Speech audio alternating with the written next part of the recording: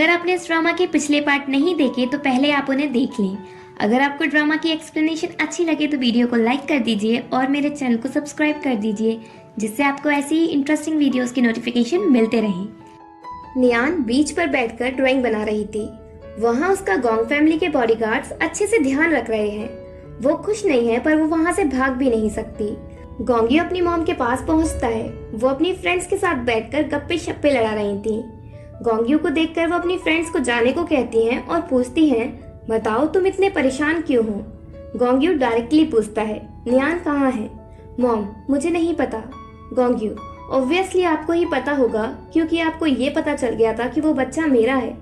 Mom गुस्से में गोंगियो से कहते हैं, तुम उस नियान के लिए मुझसे इस तरह रूडली बात करोगे। गोंगियो, मॉम मैं आपसे रूडली बात करना तो नहीं चाहता, इसलिए आप मुझे बता दो नियान कहाँ है। मॉम मुझे नहीं पता। गोंगियो, ठीक है तो अब से मैं आपके साथ ही रहूंगा। गोंगियो अपनी मॉम से बिल्कुल चिपक जाता है। मॉम आगे जाती तो आगे जाता, पीछे जाती तो पीछे जाता, बैठती तो बैठ जाता। नियान का पता लगाने के लिए वो पूरी तरह से उनसे स्टिक हो जाता है। देन ड्रामा में टाइम जंप होता है 8 मंथ्स का। नियान हर रोज की तरह सी व्यू देखने आती और ड्राइंग करती, पर आज अचानक से उसके पेट में दर्द होने लगता है। डॉक्टर वहां पहुंचकर उसे एग्जामिन करते हैं और कहते हैं कि कोई प्रॉब्लम नहीं है, पर वो अब सिर्फ बेड रेस्ट करे। फेंग गोंग फैमिली की हर प्रॉपर्टी देखता है पर उसे नियान की लोकेशन नहीं मिलती। नेक्स्ट डे डॉक्टर अगेन नियान को एग्जामिन करने आते हैं। डॉक्टर अकेले में नियान को एक फोटो देकर चले जाते हैं। नियान उस फोटो को देखती है। उस पर्सन का फेस नियान की तरह होता है, पर नियान को समझ नहीं आता कि वो लड़का है या लड़की। गोंगियो के डैड गोंगियो से मिलने आते हैं क्योंकि उन्हें पता चल गया है कि गोंगियो एक ऑर्फनेज गर्ल नियान के साथ रिलेशनशिप में है। वो उसे बहुत मारते हैं। गोंगियो की मॉम उसके लिए बहुत परेशान हो जाती हैं और उसे समझाती हैं कि अब वो आगे से अपने डैड के सामने नियान का नाम भी ना ले। गोंगियो, मॉम आपको मेरी परवाह है। मॉम, बिल्कुल। गोंगियो अपनी नेक पर चाकू रख लेता है और मॉम को ब्लैकमेल करता है कि वो उसे नियान की लोकेशन बताए। मॉम, मैं तुम्हें प्रॉमिस करती हूँ कि नियान पूरी तरह सेफ रहेगी बच्चे के जन्म के बाद। मैं उसकी लोकेशन का पता तुम्हारे डैड को चलने नहीं दूंगी, पर तुम्हें भी मेरी बात माननी पड़ेगी। तुम मोना लैनकास्टर के साथ अपनी रिलेशनशिप अनाउंस कर दो। मैं ऑलरेडी तुम्हारे बड़े भाई को खो चुकी हूँ, अब मैं तुम्हें खोना नहीं चाहती, इसलिए खुद को इस तरह हर्ट नहीं करो। नियान को बचाने के लिए गोंगियो मॉम की कंडीशन मान लेता है। नेक्स्ट डे डॉक्टर फिर से नियान को एग्जामिन करने पहुंचते हैं और अकेले में नियान उस डॉक्टर से पूछती है जिसने उसे लास्ट टाइम फोटो दिया था कि तुम कौन हो। डॉक्टर, तुम डरो नहीं, मैं यहाँ तुम्हारी हेल्प करने आया हूँ। अगर तुम मेरे साथ कोऑपरेट करोगी तो मैं तुम्हें यहाँ से बाहर ले जाऊंगा। नियान, तुम किसके कहने पर मेरी हेल्प कर रहे हो।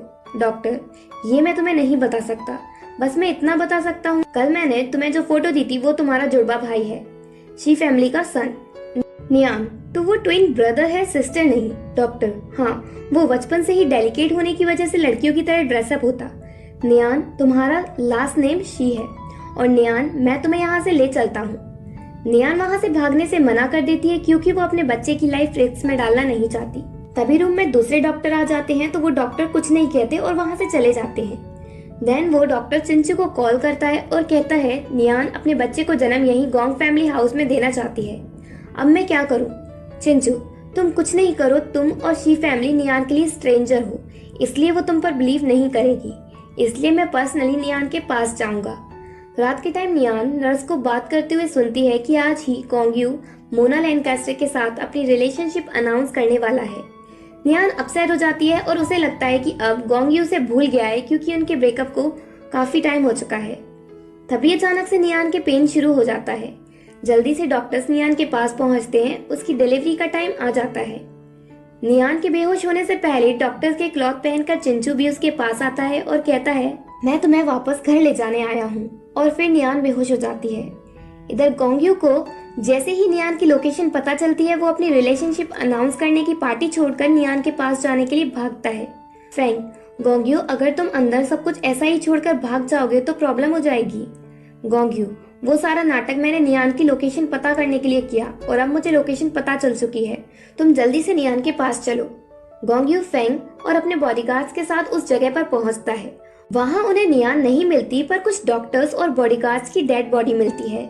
गोंगियो को बिल्कुल समझ नहीं आता कि अब नियान को कौन ले गया। देन हम नियान को देखते हैं। जब तक उसे होश नहीं आता चिंचू उसके पास ही रहता है। कुछ दिनों बाद फाइनली नियान को होश आता है। चिंचू उसका अच्छे से ध्यान रखता है। नियान को विश्वास ही नहीं होता कि चिंचू ठीक है। उसे तो लगा था कि वो प्लेन क्रैश में मर चुका होगा।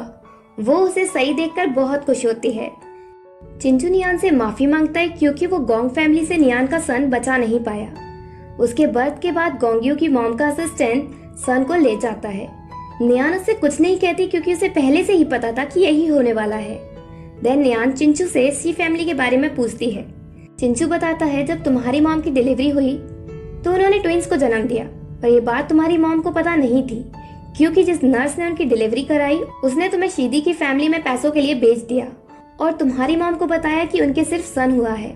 नियान, पर इस सब बात का पता तुम्हें कैसे चला? चिंचू, ये सब गोंगयू के कन्फेशन की वजह से हुआ। जब उसने तुम्हारे साथ रिलेशनशिप अनाउंस की तो तुम स्पॉटलाइट में आ गई और तुम्हें तुम्हारे भाई शियू ने देखा। तुम्हारा और उसका फेस मिलता था इसलिए उसने तुम्हारे बारे में जानना शुरू किया। हम दोनों प्लेन में मिले। वो तुम्हारी तरह लग रहा था तो हमारे बीच बातें शुरू हुई और मैंने उसे तुम्हारे बारे में बताया। वो पूरी तरह अपना गेटअप चेंज कर चुका था अपने फैमिली बिजनेस को इनहेरिट करने के लिए। जब वो तुम्हें चाइना में ढूंढने आया तब गोंगयू ने तुम्हें अपने घर में किडनैप कर रखा था। शियू के पास कोई रास्ता नहीं था तुमसे मिलने का, इसलिए वो वापस फ्रांस जाने की सोचता है जहां वो अपनी स्टडी कर रहा था। पर एयरपोर्ट पर शियू ने मुझसे कहा कि मैं फ्रांस ना जाऊं बल्कि यहीं रुककर तुम्हारा वेट करूं, और शियू जिस प्लेन में था वो क्रैश हो गया और उसकी डेथ हो गई। पर नियान, अब तुम अपनी हेल्थ का ध्यान रखो। नियान, पता नहीं क्यों मैं शियू से कभी मिली नहीं पर उसकी डेथ की न्यूज सुनकर मुझे बुरा लग रहा है। चिंचू, शियू की डेथ के बाद मैंने शी फैमिली को संभाला और मैं शी फैमिली के साथ रहकर उनका बिजनेस भी संभाल रहा हूँ। शियू के पेरेंट्स मुझे अपने सन की तरह ट्रीट करते हैं और शी फैमिली में रहकर मुझे उनके और तुम्हारे कनेक्शन के बारे में पता चला, जिस वजह से मैं तुम्हें वापस लेकर आया। देन फाइनली नियान अपने बायोलॉजिकल पेरेंट्स से मिलती है। वो नियान से मिलकर बहुत खुश होते हैं। मॉम तो नियान को खुद से बिल्कुल दूर नहीं होने देती। नियान अपनी फैमिली के बिजनेस की एयर बन जाती है। देन ड्रामा में 1 साल का टाइम जंप होता है। एक दिन नियान शॉप पर जाती है और अपने सन के लिए शॉपिंग करती है। चिंचू से कॉल पर कहता है, तुम अभी तक अपने सन से तो मिली नहीं हो, फिर इतनी शॉपिंग क्यों करती रहती हो? नियान, एक दिन मैं उससे जरूर मिलूंगी। तभी उस शॉप में कोई आदमी आता है और नियान को पीछे से हक कर लेता है। नियान चौंक जाती है और इसी के साथ पार्ट 14 एंड होता है।